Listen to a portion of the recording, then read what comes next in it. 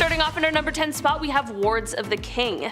This messed up marriage tradition comes from the Dark Ages, the medieval times, and during these times, since people were seen less as people and more as what they can provide, orphans who were wealthy female heiresses, as well as wealthy widows, all became wards of the king. That is dark in itself, but since marriage is all about money, the king used these people to his advantage. These women could be married off to the men of the court who wanted to increase their wealth and land, or a lord who would also be able to sell her marriage to the highest bidder in order to make up for the loss of income she would have provided. If one of these women went and married someone on her own accord, she would then lose the money that was rightfully hers. How absolutely backwards is that? In our number 9 spot today, we have the bridal bouquet. The bridal bouquet is definitely a classic staple in Western society now, but it wasn't always just a nice aesthetic touch. The idea of the bridal bouquet has a much different history. It is said that ancient Greek brides would often wear wreaths of mint and marigold meant to serve as an aphrodisiac for the newlyweds, but I want to take us over to the Middle Ages. During this time, things and people were filthy. The concept of hygiene didn't really exist in the way that it does now, and this meant that people were usually pretty smelly. This is why it became tradition for brides walking down the aisle to carry a bouquet that was full of herbs like dill and garlic. The bouquet served as a sort of deodorant for the bride, and it also worked to ward off evil spirits. Sort of like an awesome 2-for-1 deal right there in one bouquet. Dill was also like a triple whammy because apparently it too is considered an aphrodisiac, so having some on hand post-nuptials pre-consummation was just the icing on the cake for the pair. In our number 8 spot today, we have the bridal veil.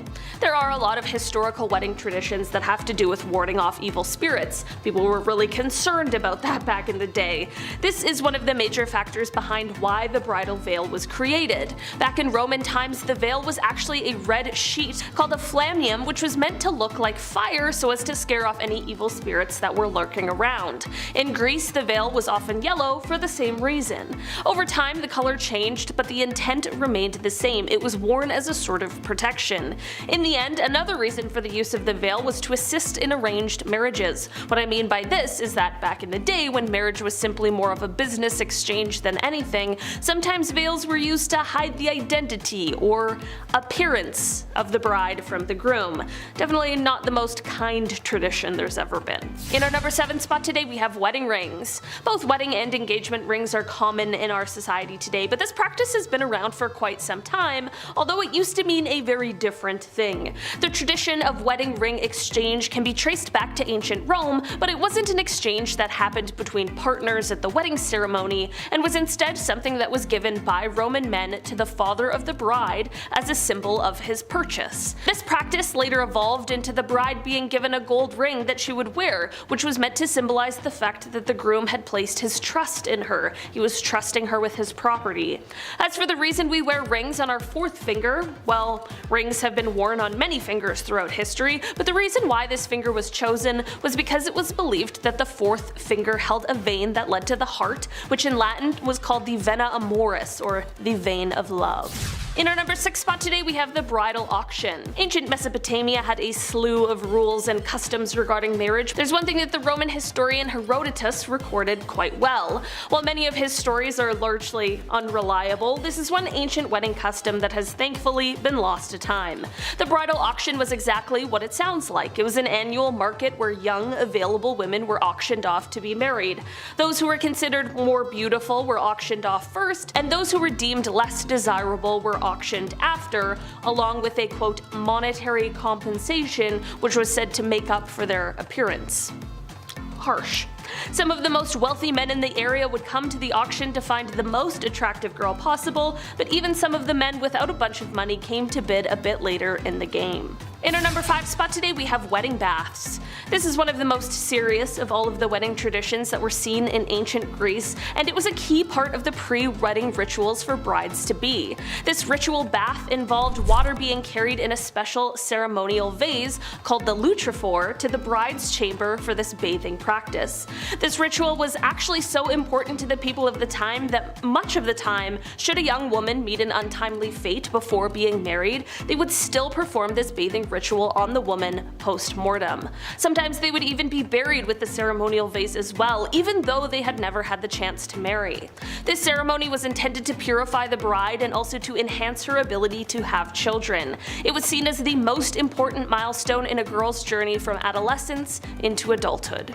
In our number 4 spot today we have courtly love. So we've discussed a bit about how medieval marriages were mostly about the transferring of wealth and land and really didn't have much, if anything, to do with love. This would obviously be a less than ideal way of living, so to make things a little more bearable, there was the practice of courtly love. This of course was for members of the court, and it allowed lords and ladies to experience love despite their marital status. This was actually a huge hit, and so many people became involved that there ended up being a list of rules posted, one of which included the rule, "Marriage is no real excuse for not loving." The courtly love saw people doing things such as dancing and giggling, and if they really wanted to get a little risque, they'd even hold hands. Sex, of course, was forbidden, however, because there are some boundaries while you're married, alright? It's just sad that people were in these loveless marriages and had to resort to things like this, all because they simply weren't allowed to marry for love. I am glad though that they were able to have some kind of freedom, I guess. In our number 3 spot today we have double consanguinity. Double consanguinity is the case that comes up when there is consanguinity from 2 sources, meaning some sort of familial relationship from 2 places.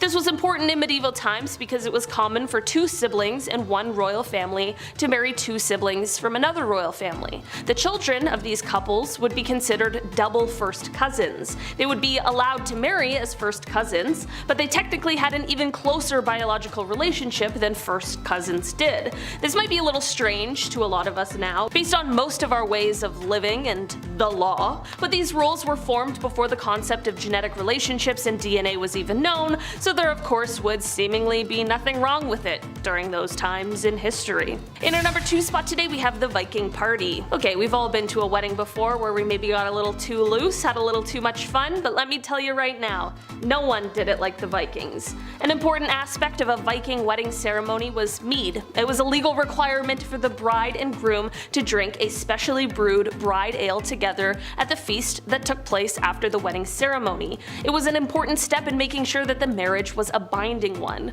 The happy couple would need to ensure that there was at least a month's worth of ale ready for the wedding day, and it needed to be continually drunk throughout their honeymoon as well. The first serving of the bride ale was presented to the groom by his new wife in what was known as the loving cup. Before the groom takes his first sip, he would likely consecrate the ale to Thor by making the sign of a hammer over it and a toast to Odin. Then he would sip the ale before passing the cup to his wife. She would then make a toast to Freya before having her sip, and then it was officially party time. In our number 1 spot today we have purity. Of course, women have been subject to the weird standards of purity for hundreds and hundreds of years, but it was so bad in the medieval times that it was very common for women to have to take a type of purity test in order to assure her new husband. We won't get into the multitude of reasons why that is both horrible and extremely bizarre, because we would be here all day, but I will talk about this test that they felt necessary to do. For royals, the wedding night was usually watched by observers, which is very weird, but in an even weirder turn of events, after the marriage was consummated, it was normal for the sheets to be checked for blood.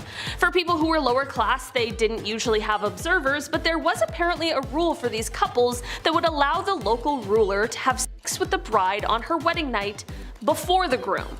But this is debated by some historians, and I truly hope that this one is actually untrue. At number 10, veil. Through this video, you will come to find out that a lot of the wedding traditions that we practice these days have some pretty messed up origins. We'll get through a lot of them throughout this list, but let's start off by talking about the bride's veil.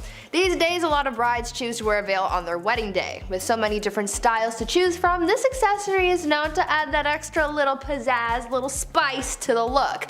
But throughout history, veils were used for different things, some of them being a tad bit messed up. Just a smidge. The rather obvious reason for brides to wear a veil back in the day had to do with religion and staying modest. But this hasn't been the only reason for veils. In ancient Rome, brides wore veils because it was believed to be effective at warding off evil spirits. The most messed up reason for the veil though, at least in my opinion anyway, has to do with the wedding transaction, so to speak. Since back in the olden days, marrying your daughter off was seen as more of a transaction, brides would wear veils to cover their faces and they wouldn't be lifted until after they were proclaimed husband and wife, so that the groom wouldn't be able to back out if he didn't like how his bride looked. Seems pretty messed up to me, but what are your thoughts on it? Tell us down in the comments. Number 9. When doves cry. I've been to one wedding where they released doves, like actual real life doves, and I was like, do they actually do this? I couldn't believe my eyes. I didn't know it was a real thing. Why do we do this? Well, because doves mate for life, and they build a nest, and then they Netflix and chill until the end of their dove days. Sounds like perfect symbolism if I've ever heard it. Back in ancient Roman and Greek times, doves were often used as gifts from the bride to the groom. Pretty shitty gift if you ask me. Here's a bird that we now have to both take care of. The snow white ring-necked dove is used by magicians. They can't fly too well, they don't have a homing instinct, whereas rock doves, the ones commonly used in weddings that we see fly away over Nana's head, they have a homing instinct for hundreds of miles, so they're perfect for the gig. But they couldn't be released during foul weather, and they needed 2 hours before the sun sets in order for them to fly home. The wedding band has less rules than the doves. That's amazing. Their rider is much smaller. If you were to catch one of these doves at a wedding, you were also allowed to keep it back in the day.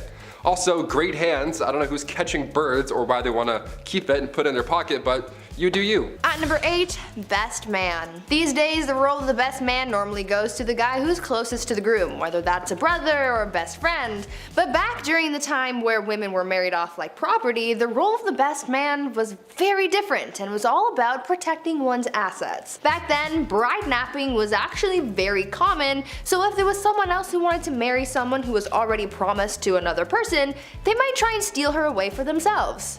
Yeah, why? I don't know. This is where the best man came in. The best man's job was to protect the bride, and if she was stolen, the best man would be the one to enter whatever battle or duel was necessary to get the bride back.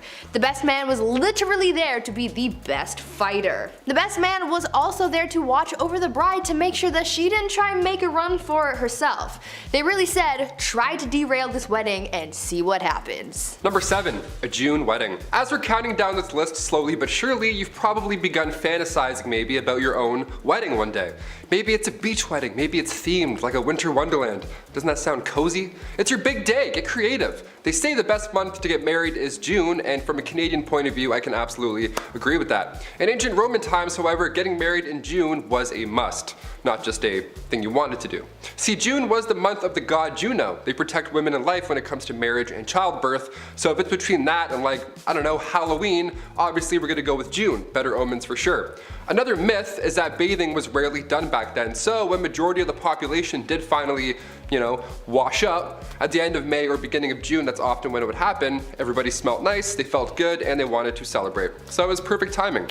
Better get me while my pits smell good, you know? That's a myth, but I can also see it checking out. A June wedding in ancient Roman days was also done so that after a spring birth, the mother can quickly hop back into action and help with that summer's harvest. Maternity leave who? Never heard of her. At number 6, hashtag twinning. You know how at weddings the bridesmaids are usually wearing matching outfits? Well, this tradition dates back centuries, though it has changed slightly over the years. Remember how I mentioned that people would sometimes try to kidnap the bride on her wedding day? Well, other than the best man and the groomsmen trying to play their part in protecting the bride from being taken, the bridesmaids also played a part in that too. The bridesmaids used to dress identically to the bride so that it would make it harder to spot her and therefore prevent anyone from kidnapping her. This practice dates all the way back to ancient Rome and feudal China and didn't really start to fade out of tradition until around the 1880s. These days you get a couple of gifts from the bride for being in her posse, but back then you didn't get anything and you had to risk your safety for your girl Becky, who doesn't even want to marry Jeff down the block.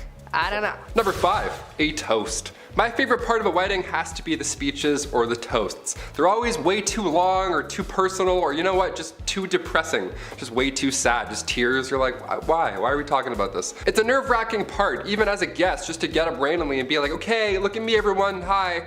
No, I don't want to do that. Back in the 1800s though, only men were allowed to give these toasts.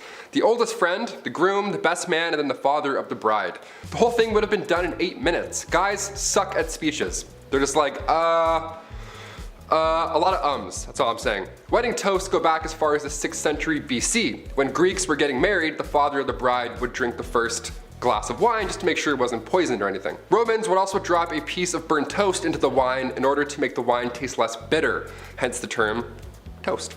Yeah, now we get it. Yeah, wine was so bad back then, they had to use burnt toast Crystal Light just to get through the day. Yuck. At number 4, transaction. I find it to be just a little bit messed up how before now marriage was mostly about money or status and not about love. For a long time people didn't get to choose who they got to marry, and there was almost always some kind of monetary transaction involved in the wedding. This whole idea here is a reason for the traditional act of the bride's father walking her down the aisle and giving her away, so to speak. In the past, fathers of the bride and groom would come together to establish an agreement, like X amount of money for someone's daughter or whatever. Once that was set up, the wedding became a big deal to see if the transaction would actually go through, and many precautions were put in place to make sure that no one backed out.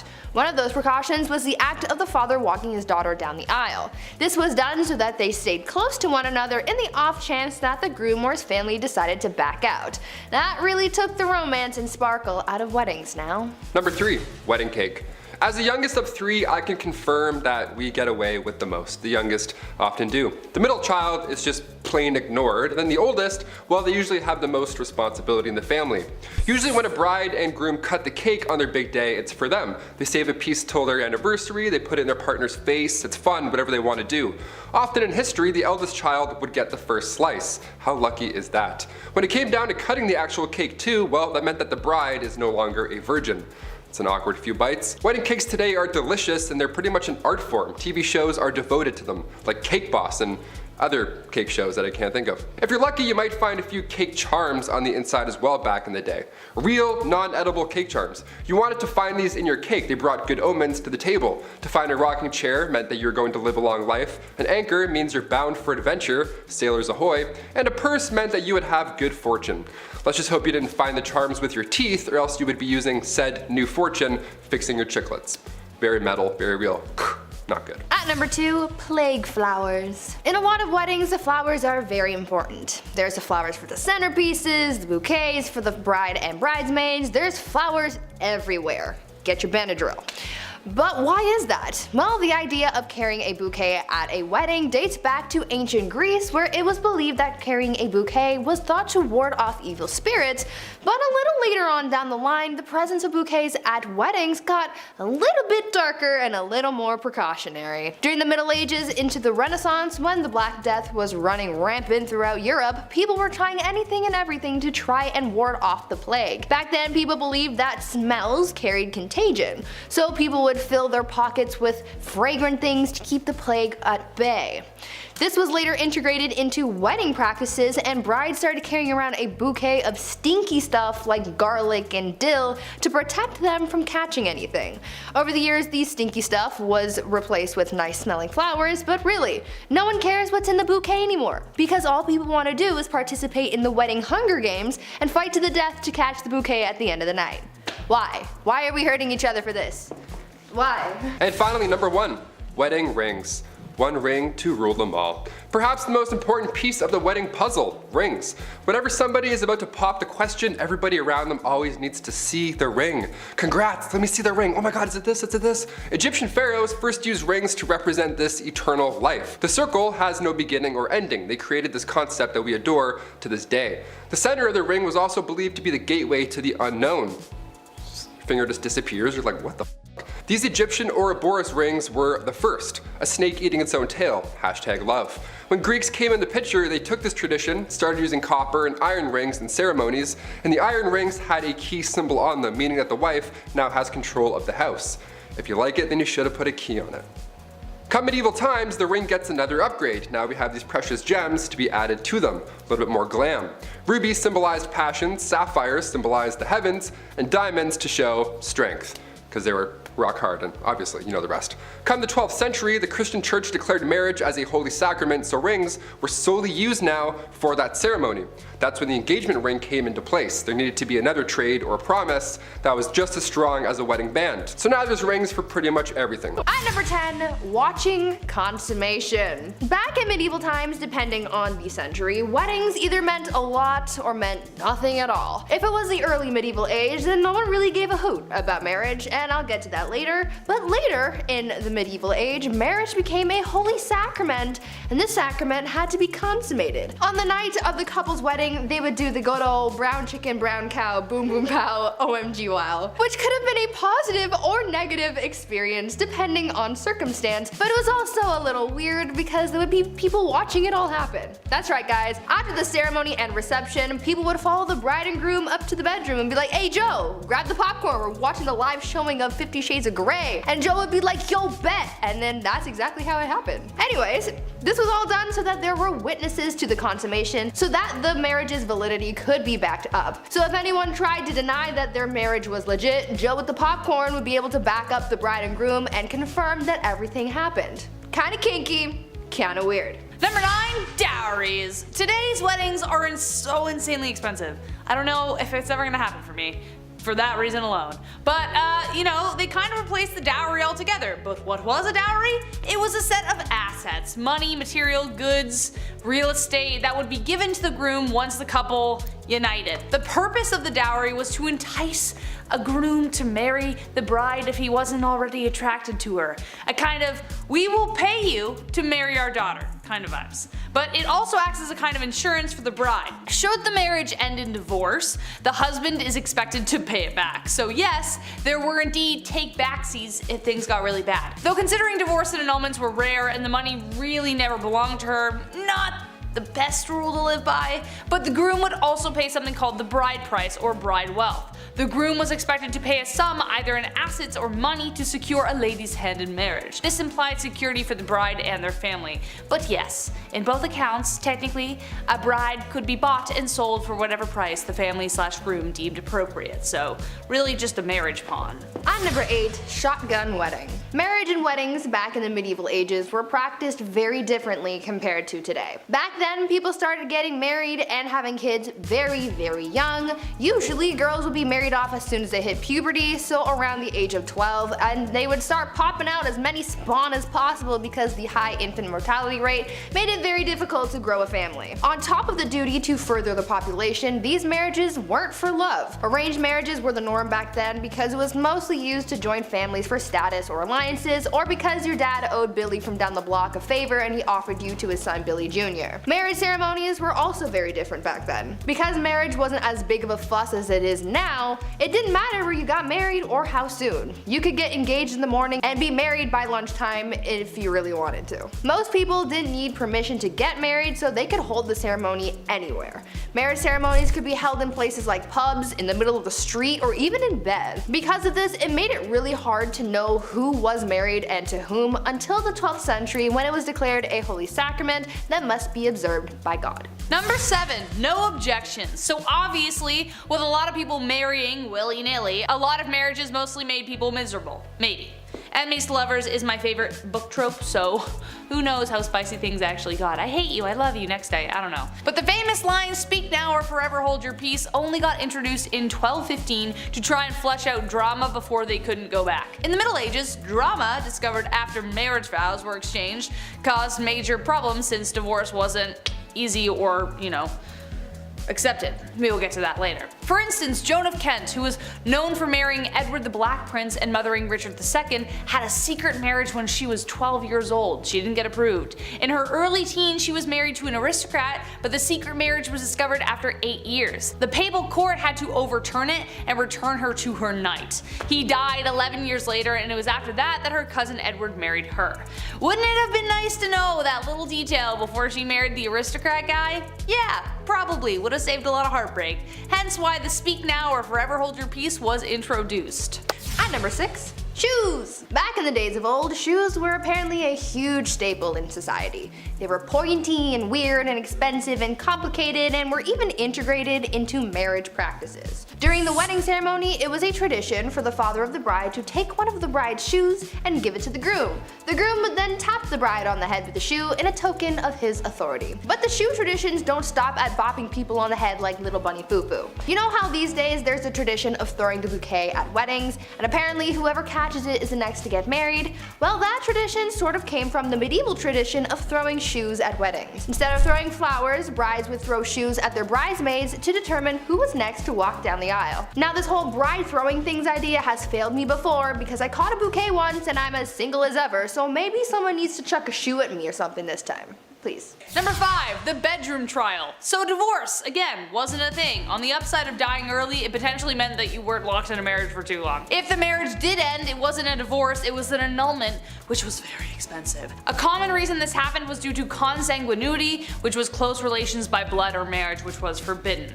Other grounds would be adultery, leprosy, and impotency. Also failure to concede to the marriage debt, which was the obligation for both spouses to engage sexually. It actually didn't matter where this happened, you had to do it even if it was in a church. It was a big deal. Enter the bedroom trial. Court cases from the 14th century show records that bedroom trials took place that would determine whether a marriage should continue. The bedroom part is exactly as it sounds. The man and the woman were placed in a bed together and were to be watched by the wise women for several nights. If over the course of the night the man's member remains of no use, i.e. impotence, then it was determined that the marriage should end. But the wise women were most likely either complete strangers or the groom's grandmother. So I doubt that would have helped with the getting it up part. Poor guys. At number 4, marrying the country. If you married an entire country, does that count as polygamy? Are you technically married to everyone in the country or just the one country as a singular unit? These are the shower thoughts that I wish I could ask medieval queens, but unfortunately they died a long time ago, along with their marriage secrets and probably some recipes for poison too. Back to this whole marrying the country idea though. Back in the medieval age, when someone became queen, they had to get married more than once. For them, it wasn't just about marrying their spouse, they also had to marry their country. This process was called consecration, and it was something that a ruler had to go through in order to be a legitimate queen. The queen would go through a symbolic marriage to the realm, complete with prayers and a blessing and a ring and a crown. It was essentially like a real wedding, except the groom was a nation of people. Sounds like a happy marriage to me. Yeah. Number 3, the veil. As we have determined so far in our list, love wasn't the primary reason for marriage, especially for nobles, so as a result there were quite a significant amount of arranged marriages. Besides the symbolism of humility and purity, it was also used as a way of disguising the bride entirely. The bride would often be wrapped from head to toe to protect her from evil spirits. This tradition goes all the way back to ancient Roman times. That's one explanation, but during arranged marriages it was more literally used to hide the face of the bride from the groom. So if he didn't like what he saw after he literally unwrapped the package, well, too bad, she's yours now. Eventually veils progressed to being much smaller, but the tradition of revealing the bride to the husband to declare ownership remained a tradition even to this day, kind of, except now it's more romantically idealized. You see Priyanka Chopra's awesome veil in that, you know the one. At number 2, long distance marriage. You know how during the pandemic people started having Zoom weddings? Well, in a way, people have been doing something similar since the medieval ages. Back then, a lot of weddings were simply for political reasons, and so a big ceremony was rarely needed. So when two people from different kingdoms were getting married, they didn't necessarily need to be there for the wedding. Instead, they could send proxies and have someone marry their new spouse on their behalf. This would be the legal binding of marriage, you know, the paperwork side of things. But once both parties could finally meet in person, then they would hold a second ceremony with all the pomp and circumstance that you would expect. And yes, it still included the whole watching the consummation thing. Ew. This proxy marriage actually happened to Marie Antoinette, and her brother was her proxy until she could get to the formal ceremony. So now we know that even back then, you didn't have to show up on time to your own wedding, and you could just get someone else to do it. Sounds a little cold to me, but like I've said before, love is dead and it died a long time ago. Mic drop, thank you. Number 1, last but not least, and this is the most messed up, the Lord's Right. This one is definitely the most messed up tradition, and I don't even know how it was justified in the first place. Like, why was it even in place? Someone clearly made this happen so they could piss people off. The last thing anyone wants at their wedding is someone interfering with the wedding night.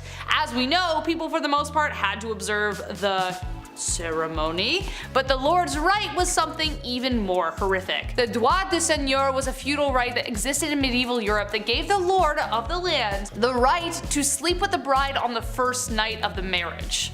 That's right, so most often they would take the bride's virginity. Now, just how often this right was carried through is debated, but if your lord had a particular vendetta against you, it It wouldn't be surprising. This right could also extend to a lord taking the virginity of every woman in the village, even if they didn't want to get married. It was ridiculous. However, late Middle Age and Renaissance era texts don't clearly determine whether this practice ever occurred. Text from 15th century Switzerland references the Lord of Mar demanding the right of the first night or a hefty fee. So either you pay for it or I do it. The droit de seigneur was depicted in Mel Gibson's Braveheart, which added to the infamy of the idea, but no physical evidence determines whether any lord actually did it, but it did technically exist. Gross. Number 10. Naughty naughty. There's a reason we don't do things like we did in ye olde times. We didn't know, but now we do. So there's really no excuse for acting up. A very common practice for marriage back in ye olde times was to marry a girl at the age of 12. And in case you're wondering, no, the man was nowhere close to the same age. Yes, it's just as gross as you think. No, I'm not happy talking about it, but that's just the way things went. I can just imagine how happy those young ladies were when their parents came to them and said, listen, the lord across town fancies you and the dude's got the bag. So you're gonna marry him so mommy and daddy can get the bag too. That's just one example of the medieval business transaction. I mean, marriage, marrying for love. Number 9. Pull up a chair. The people of my generation either struggle to phone the doctor to make an appointment because of crippling anxiety, or they flaunt it on OnlyFans. There's no in between. However, I still think most people would feel uncomfortable finalizing their marriage in front of a party of witnesses. I honestly cannot think of a more awkward situation. Do you cheer them on? Are there sports commentators talking about the moves? Are there snacks? You could be there for 30 seconds, or 10 minutes depending on who you're watching. It just seems like a lot of unpleasant viewing to walk out of a room later to then all agree that yes indeed, that couple is married now. But hey, that's just how it went. Witnesses or family would watch you do what animals do on the Discovery Channel. Number 8. The Birth Factory. Soap and sanitation is one of the greatest things ever invented. Don't you just love taking a hot shower after a long day? Oh, I know I do. Hygiene was not the greatest back then, and while not the only factor, it did contribute to a high infant mortality rate. It was just one of the many factors. So, when young women were married, and married rather quickly, it was time to start pumping babies out. It's more of a quantity over quality kind of thing. Before marriage was declared a holy sacrament, these things were happening everywhere. Pubs, town squares, heck, even in your house. Now, for the people at home, can you tell me how you feel about the holy sanctity of marriage? Especially after you've been married for more than 10 years. Does it feel good? I bet it does. Number 7. Wrapped up. One of the weirdest superstitions and traditions that still carries on today is that the bride cannot be seen by the groom before she walks down the aisle at the wedding. Why? Well, it's bad luck. After all, that could ruin a marriage. Not like any other factors would have a hand in that. Like in-laws from hell, or spending way too much money on the wedding, putting you in crippling debt right as you're just about to start your life together, right? Well, this was the way of the medieval wedding, and something used to even keep things mysterious was for the bride to wear a veil. It was thought that it would protect her from evil spirits, but also keep her from being seen by the groom, which honestly sounds like it might have been worse. So when the groom got to unwrap his wife, if he didn't like it, well, sucks to suck, brother. Just imagine your bride walking down the aisle and then, yes, I will get married to you. Let's do it. Number 6. Mr. Steal Yo Girl. This one's pretty messed up. I'm not even sure how this was even possible, but hey, here we go. So on your wedding night, it was the legal right of feudal lords to come on down to your place and shack up with your soon-to-be wife. What? Who most likely was a virgin? That's right, the government would come down and fornicate with your wife. Sounds just like the IRS. Anyway, this messed up tradition is somewhat shrouded in curiosity due to its extremely uncomfortable nature and its legitimacy. It may or may not have happened, or at least if it did, it might not have been as commonplace as some people may think. Moving forward, I think it's safe to say that this tradition can stay in the past, as there's no need for the mayor of my town to be sweet talking to my wife during the wedding. Hey, Mr. Mayor, you get your hands off of her. Number 5, Mamma Mia. The best man at your wedding was most likely the groom's best friend who he most likely met in college and probably was part of his fraternity. And when given the mic to make a speech that was slightly inappropriate for younger audiences, the most common words of his vocabulary were probably bro and dude. All college friends put aside, the best man of the past had more of a greater responsibility than regaling the tale of the kegger at Stacy's house. Besides the feudal government coming to tickle your wife's fancy, there were others who wished to take the bride away, Bowser style. The best man's job was to prevent any of this from happening. Trying to get away with Koopa kidnapping meant the best man was gonna do battle with you, or just make sure the bride is protected. Like, you know, trying to run away from an arranged marriage because women are treated like property. Basically, he's a Luigi to Mario, except everyone actually respects Luigi in this case. Number 4, arranged marriages. All this stuff sounds awful, and you might be thinking, why do these women go along with this? Well, it's because they didn't have a choice. A lot of women simply didn't have the right to choose who they married. Kind of a rough time for the ladies. I would also hardly call these marriages marriages, as it really was more the lines of something like a business deal or a proposal. Families promised daughters to others. Being basically sold off to someone probably isn't a good feeling. For wealthier families like royals, a lot of times it was just about wealth and power, but also about keeping alliances, keeping borders in check. Your daughter marries my prince, now we're allies. Oh, you've got a son? Great, because I've got a niece that just turned 13. Gross. Number 3, marital disputes. I like to joke around in this channel. Oh hell, who am I kidding? I like to joke around all the time. But this is kind of a touchy subject. But it's the truth, considering everything else that was going on, and it's not that far from the truth to say that women probably were not respected well inside the home either. This was a time long before equal rights and the resources that women today still need in case of domestic issues. I, as an internet comedian, cannot do the subject justice, as it's something of a more sincere conversation to be had. However, I can talk about it from the medieval times, and some men just needed to be put in the naughty corner bad. Life was a lot harder for the average Joe back then, which means it was a lot tougher for the average Jane. Tough conditions don't excuse men treating women that way, but what I'm saying is, it just wasn't a great time overall, especially for the women. Naughty, stay in the naughty corner, you bad medieval men, bad. Number 2, mail order. This kind of goes without saying, but men basically just got to pick a wife. Using money, power, or because somebody just owes you a favor. You get to pick out a wife. It was basically like shopping for a new car. You look around, check your options. Remember, this is the time when women were treated as property. Perhaps the biggest divide between men and women back then is that while men treat marriages like business or political agreements, they are still looking for love, where for a woman, she just doesn't have that option. Sometimes marriages go bad, but can you imagine what it would be like to be in a marriage you didn't even want to be in from the start? Man, that's rough. Number 1, married games. This one is just too weird not to mention. Divorces were not that common back then, till death do you part, and depending on if the church would even allow it. But however, in the ye olde times, in the land of Germany, there was a really messed up process called trial by combat, which basically meant when husbands and wives needed to work something out or separating, they fought for it, Hunger Games style. The man was placed in a hole to level the playing field, and the woman had a sack of rocks that she would use. Not that any married couple today would ever want to hit each other over the head with anything, right? Come on, no, you guys love each other. And when this display of happy matrimony was finished and a winner was declared, the other had their light snuffed out. In a nutshell, the only way to divorce or remarry was if your spouse ceased to exist. So, here's some weapons to deal with it. Go ahead, here you go. Crazy. Number 10, divorce. Today, divorces can go either which way. Way 1, it's a brutal, awful experience for everyone around you. Words are exchanged, property is fought over, and by the end, 2 lawyers are a couple grand richer, and now the kids get to say dad's house and mom's house. Wow, sounds awful. Or it can be a more pleasant experience where both parties mutually agree it's no longer working out, and they do their best to have a peaceful separation on everyone's behalf. That's nice, and it does happen sometimes. Well, medieval marriage and divorce looked a lot different.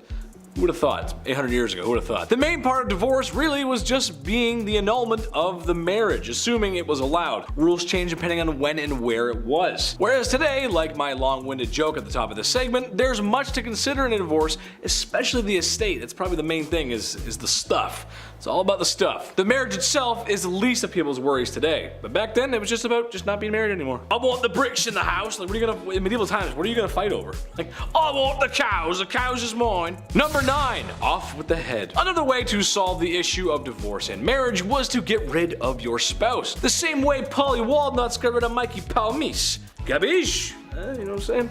Most famously, King Henry VIII dispatched a few of his wives as the church really gave him no other way out of the marriages he found himself in. So, you know, up with the head. However, I think it's important to note that King Henry wasn't the only bloated throne sitter to have his wives dealt with soprano style. Things weren't exactly fair for women back then, or at all. Least of all, the law. It didn't have everyone's best interest and justice in mind, especially women, so there was a good chance that if the king didn't like you, you were gone. Happened all over. Number 8, adultery. There you were, standing like a wallflower at your town's clubhouse. Ours was called the Lions Club. You know what I'm talking about, small towns. Wearing a little old thing your sister lent you.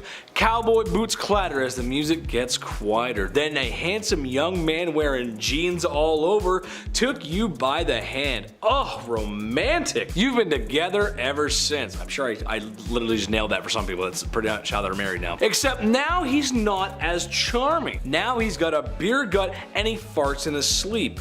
Ugh. Oh well, that's married life. I'm sure the medieval people went through a very similar process. What am I getting at? Well, when you get married, it means you're with that person forever. That includes the bedroom. Well, kings and queens of ye olde times ignored that rule. Besides the obvious political reasons for marrying, which I'll get to later, what was the point of marrying for love if you're just gonna have 30 mistresses or a secret lover? I would list the kings and queens who partook in this, but it would simply be easier to list those that didn't partake in that. You know what I mean though? What's the point? What's the whole point of doing it if you're just gonna, yes, we'll love you together forever, and then, how you doing? It just doesn't make any sense. Number 7, soldier on trial. Things weren't all bad for ladies back in medieval times. Sometimes they were given the benefit of the doubt, like in medieval France for example, where if a woman did desire a divorce, there was a non-violent way to get one. She and her husband would meet in front of a group for proceedings regarding their marital prowess in the bedroom. Of course, why else would I be talking about it? Meaning she had to prove that he could not prove himself a man in the bedroom. Happens to a lot of guys. In a nutshell, that means a group of people would handle, grab, stare, and examine a man's gabagool, pichadillo, sausage, Woody the Woodpecker, the olive branch, the Edmund Fitzgerald, the ballpark hot dog, the ambassador, the trombone, the one-eyed Bob, and the heat-seeking trouser rocket. That's a good one. You guys get the point. It was a very embarrassing process, but if he couldn't produce results in front of prying eyes, then, well, that means she's leaving. Can you imagine that? Number 6, no Irish grandma. In society, we've decided that there are rules and laws, and rules that really just need to be followed in order to have an effective society, like no harming others or laws that help keep us safe. However, there's some laws that just don't need to be said. Some rules are self-explanatory, like no diving in shallow water. Yeah, that makes sense. You don't want to hurt yourself. No pooping in public. Of course not. I would never. I promise. And you can't marry your nan. That's right, you can't marry your nan. Yes, that's right. A law from medieval Ireland hits us with a marriage law stating that no man shall marry the wife of his granddad. You see, that's when you didn't have to tell us. We knew that. I knew that. Everybody knew that. Marriage laws were changing at the time because of English rule, and a lot of other laws were changing too, but the close family nature of their marriages, well, things get a little confusing. It was just about the time. I'm not allowed to say on things, but it was in. That's what it was. So they were changing laws, but it was kind of gross. Ugh. Now I feel gross talking about it. Number 5, the bedroom handbook. Like previously said before, when you marry someone, it's for life. You learn to love, and you do the bedroom dance with that same person for the rest of your life. For some folks, this was their first time, and as we all know and remember, that can be awkward.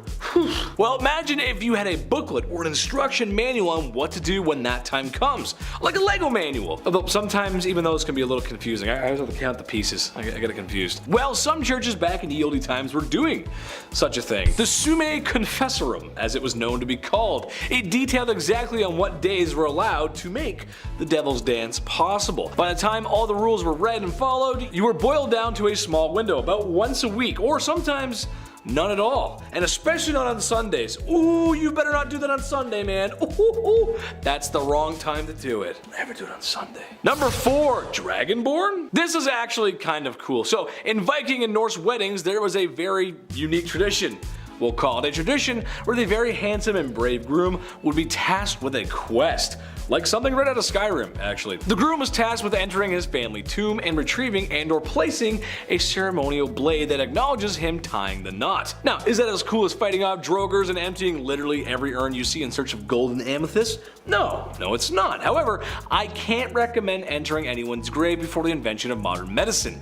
It's just not a great idea, but still cool nonetheless, hence it's on the list. Listen, I just got married. You on Grandpa's tomb, can grab that knife, just go in there. Just go Grandpa died of smallpox, that's okay though. Go in there and grab it, no problem. You come out, I got it. Anyway, number 3, royal weddings. While poorer class citizens did sometimes marry for love and support, and to have someone to go through life with, as being a woman on her own back then would prove to be quite difficult.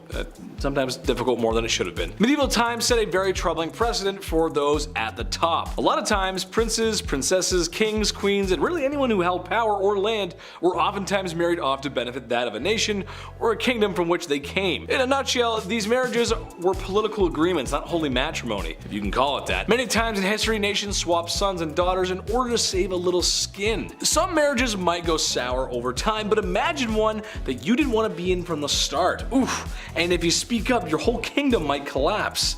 Yeah, not a good time, not a good scenario. Number 2, witnesses. I've talked about it before, but it still doesn't make it any better or easier. Every person you see walking around today was created by a couple things. 2 people, a Barry White record, and a little bit of friction. Unless you're a test tube baby. Sometimes, like you're a clone in Camino, you know what I mean? And Star Wars, you know, the big tube thing? Anyway, that's life. However, a lot of these moments are private, and they probably should be private, unless you're an exhibitionist or something.